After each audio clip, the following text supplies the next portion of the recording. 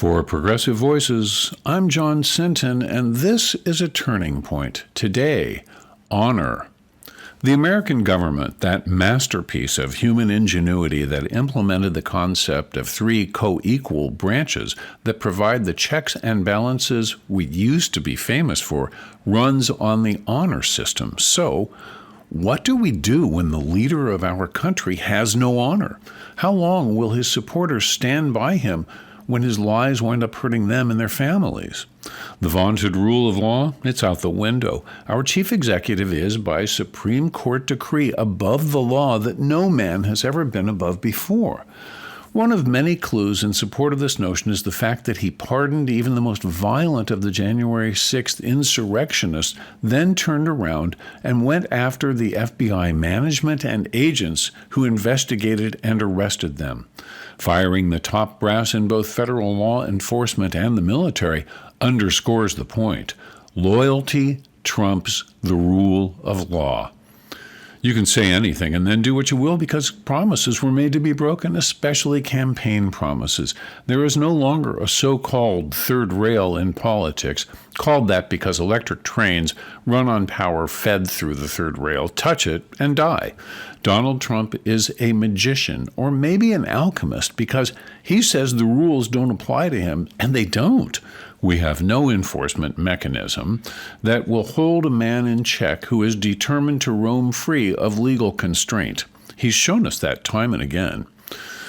Medicare, Social Security, Medicaid, they're no longer sacrosanct. Ironically, the states that take the most from the federal government are the reddest states, residents of MAGA capitals like Texas, Louisiana, Alabama, and Mississippi will suffer more greatly than any other states. So 2 points here. One, Elon Musk likes to call Social Security an entitlement, but it is not. It's an investment working Americans make in their future with every paycheck. Second, his big argument for tearing down Social Security is that Democrats use it to bring illegal immigrants here, with the quid pro quo being, we'll pay you via Social Security to vote for Democrats.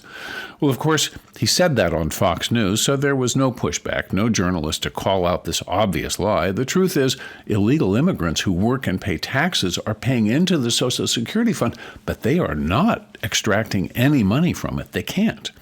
It's hard to take Musk seriously after he wielded that chainsaw at the big conservative convention CPAC. He was, hysterically in his mind, I suspect, illustrating cutting the federal government to ribbons. Market analysts and pundits had a field day on March 10th when Tesla Motors lost 15% of its value in one day and had lost 45% of its value year to date. That equates to a loss of market value of $800 billion. They're calling it the Tesla Chainsaw Massacre. Who says economists aren't funny? The final insult, the one that told me I could bear no more, was Musk calling Senator Mark Kelly, the Democrat from decency, a retired Navy captain and fighter pilot who flew 39 sorties in the Gulf War before becoming an astronaut. Well, Musk called him a traitor for supporting Ukraine. Senator Kelly responded, quote, "Traitor? Elon, if you don't understand that defending freedom is a basic tenet of what makes America great and keeps us safe, maybe you should leave it to those of us who do," unquote. That is an honorable response. Definitely more restrained than I would have been.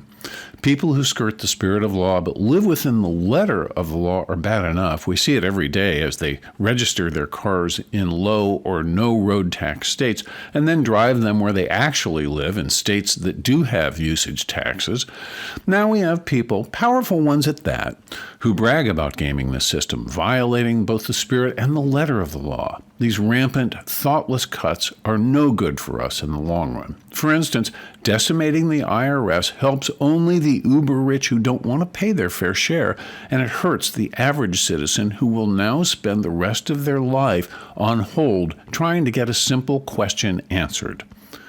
The wealthy and politically active Koch brothers may have been conservative in the extreme, but they obeyed the rules. They obeyed the law. They played by the rules. If you want to give yourself and your billionaire friends a tax cut, you have to find meaningful savings somewhere. we should not be surprised when they begin to seriously target $700 billion from Social Security. Retired law professor Sheila Kennedy made this durable observation that goes pretty far in explaining what we're seeing. Trump and Musk are systematically destroying the government agencies that monitor or prevent the illegal activities that enrich them, she pointed out. We're about to find out if dishonorable people will honor legal rulings intended to stop them. We may not want to know the answer. For Progressive Voices, I'm John Sinton. Progressive Voices' John Sinton has written a continuing series called A Turning Point that touches on politics, culture, and media. You can hear the short essays in the on-demand section of progressivevoices.com and on the PV app. Hi, this is Randy Rhodes right here on the Progressive Voices Network. PV brings you the best progressive audio and video in one free stream. Stephanie Miller, Tom Hartman, Randy Rhodes, David Packman, Brad Friedman, and more. Search Progressive Voices on the TuneIn app. Download the free Progressive Voices app or go to progressivevoices.com.